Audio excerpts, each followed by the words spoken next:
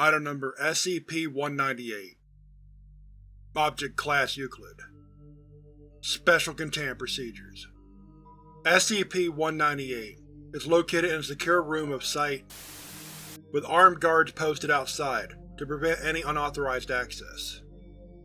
SCP-198 is to be stored under 24-hour surveillance in a sealed and locked case, 0.5 meters by 0.5 meters by 0.5 meters, and the key kept in a secured location, accessible only to those personnel with Level 3 clearance and above.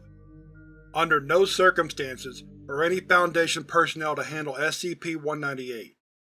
All handling of SCP-198 is to be done via remote robotic means, or by D-Class test subjects only. In light of Incident 198-A and Incident 198-B, Object Class has been elevated to Euclid, and Containment Protocol 198 has been established. SCP-198's case must now be kept on a digital scale attached to an alarm system with redundant backups for power in a secure room. Any deviations in weight will indicate a breach, and Site Supervisor must immediately enact Containment Protocol 198, detailed below.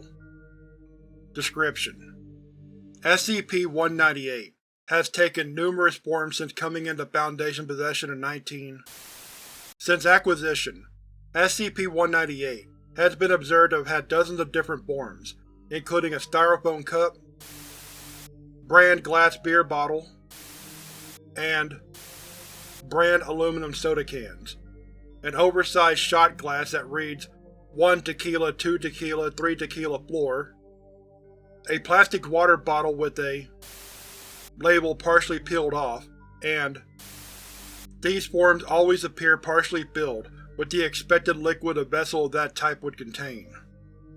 Currently, SCP-198 appears as an ordinary white porcelain coffee mug, with blue vertical stripes evenly spaced around its exterior.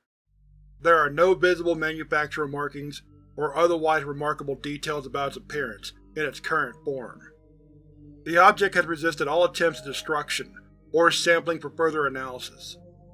When inactive, SCP-198 can hold the expected 240 ml, 8 fluid ounces, of liquid that any standard coffee mug would hold. Anomalous behavior does not manifest until a live human being grasps SCP-198 to hold it. Approximately 2 to 5 seconds after the SCP is held, it will instantly bond itself through unknown, albeit painful means to the handler's hands or hand. Test subjects have reported the pain of bonding with SCP-198 as a searing or fiery sensation, though no heat can be detected by outside observers or instruments. The use of gloves or other barriers between the object and the hand does not prevent the bonding process, so long as the subject can still grip SCP-198. Extensive testing has revealed that the bond appears to be at the molecular level, and is permanent until the death of its holder. To date, no means have been found to break the bond, including cutting or severing the fingers or hand of the holder, as any wounds below the wrist of the test subject heal instantaneously. Further proposed testing of the range of healing up to the handler's arm is pending approval. Once bonded, any liquid inside SCP-198 will disappear, and the container will inexplicably begin to fill from the bottom up with a fluid or a semi-solid material, stopping only once it reaches the top of the container. The liquid or semi-solid is different for each holder, but it has to date been a bodily fluid or human excretion in each test instance.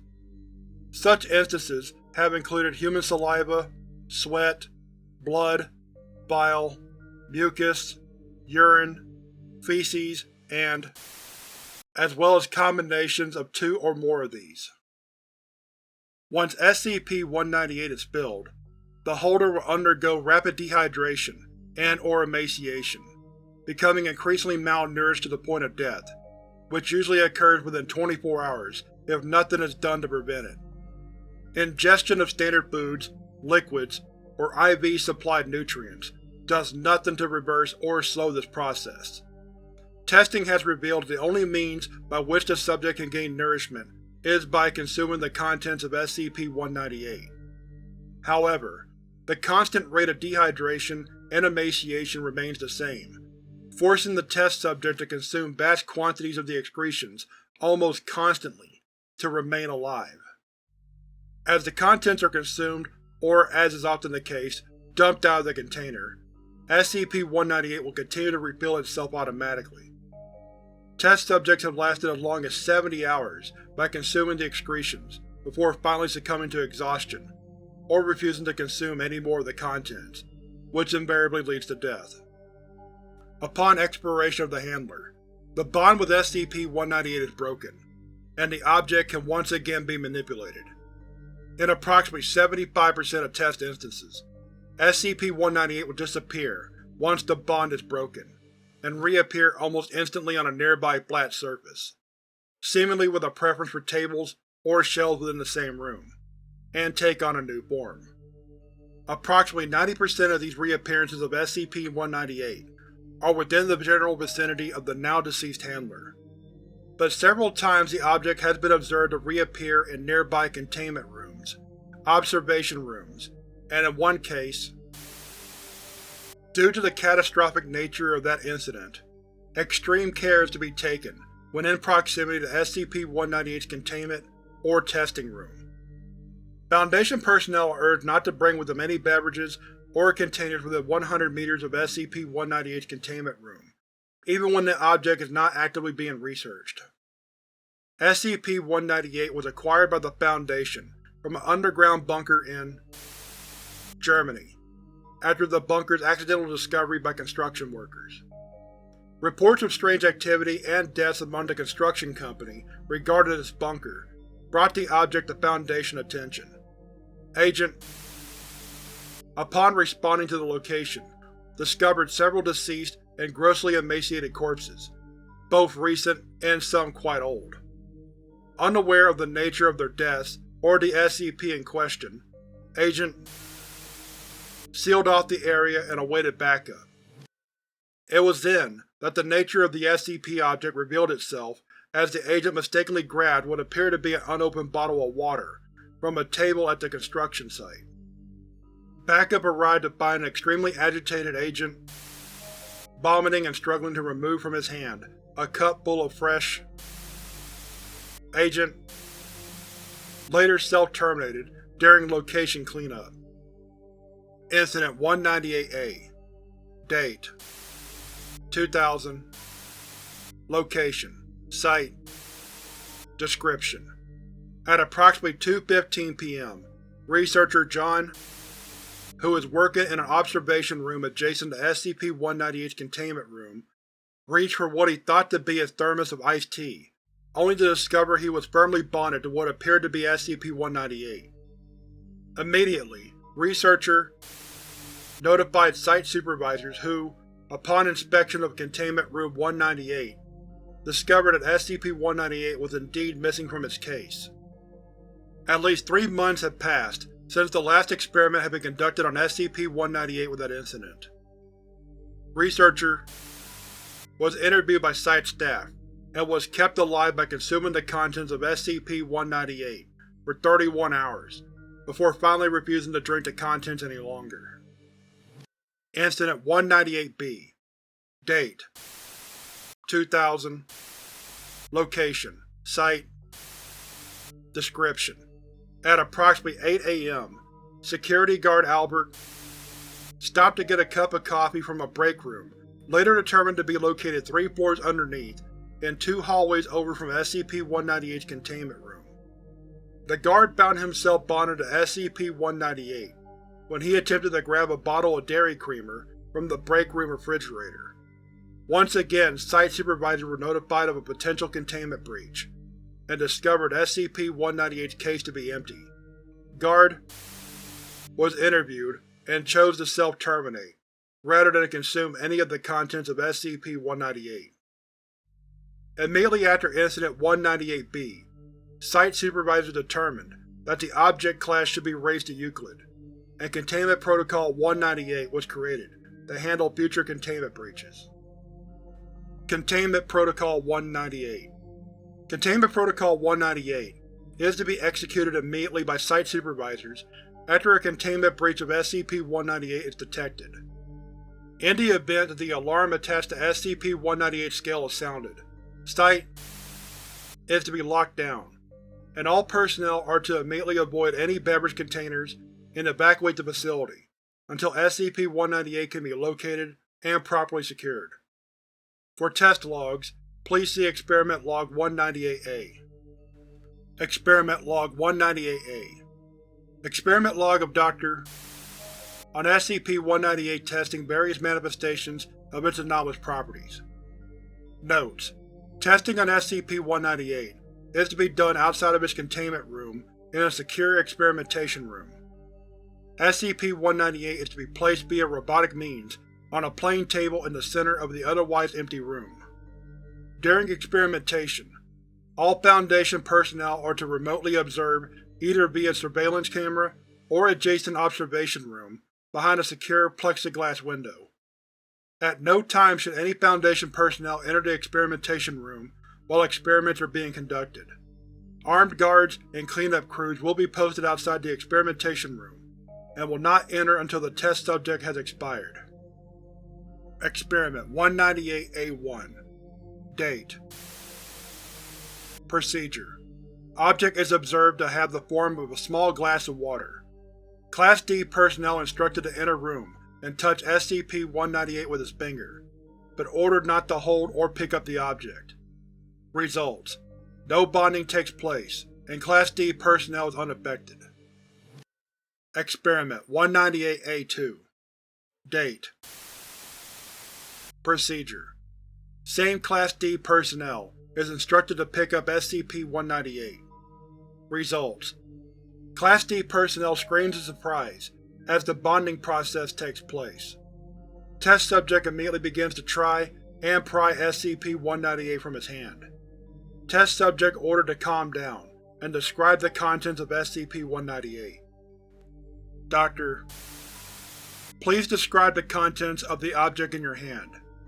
Test subject: what the is going on? I can't get it off! Liquid is seen spilling from SCP-198 as the test subject flails around. Yes, we are aware of the situation. Please calm down and describe the contents of the object in your hand. D-Class personnel is seen to cautiously sniff the contents of SCP-198. Is that… oh god, that's disgusting, man!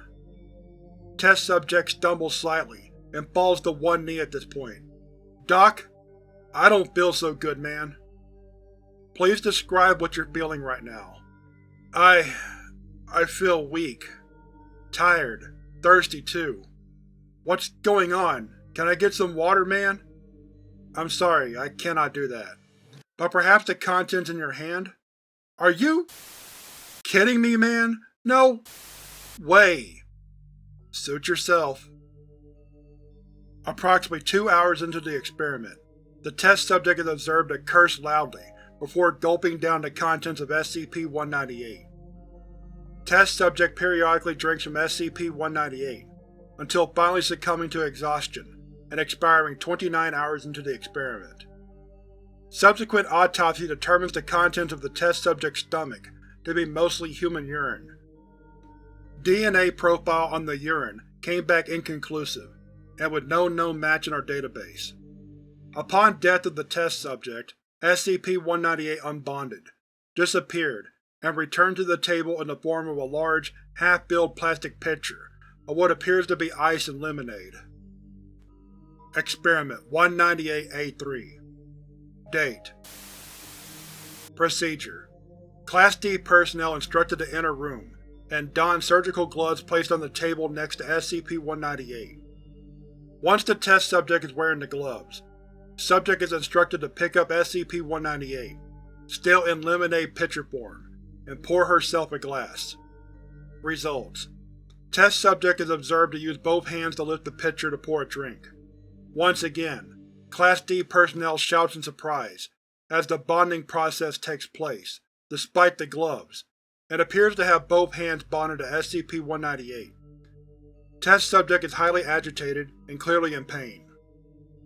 Test subject: ow, ow, ow, ow, it burned me! Doctor: It would appear that both of your hands are stuck to the container. Is that the case? Yeah, does it look like I'm not stuck? Test subject is visibly straining to pull her hands apart from SCP-198. Can you remove your hands from the gloves? No, they're stuck to this damn thing. Test subject pauses mid-sentence and stares at the picture in her hands. Seconds later, test subject is seen vomiting violently and falling to her knees. A brownish, semi-solid mass spills onto the floor from SCP-198. Can you please describe the content of the picture, please? Test subject continued vomiting for approximately 10 minutes before collapsing to the floor. Test subject became uncooperative at this point and would not respond to the researcher's request. Security guards are instructed to enter the experimentation room and terminate test subject. Testing concluded that the substance in question was human feces. Again, the DNA profile of the substance was inconclusive and matchless in our database. Upon death of the test subject, SCP-198 unbonded and remained in its lemonade pitcher form, once again half filled with what appeared to be lemonade and ice, but did not teleport back to the table surface.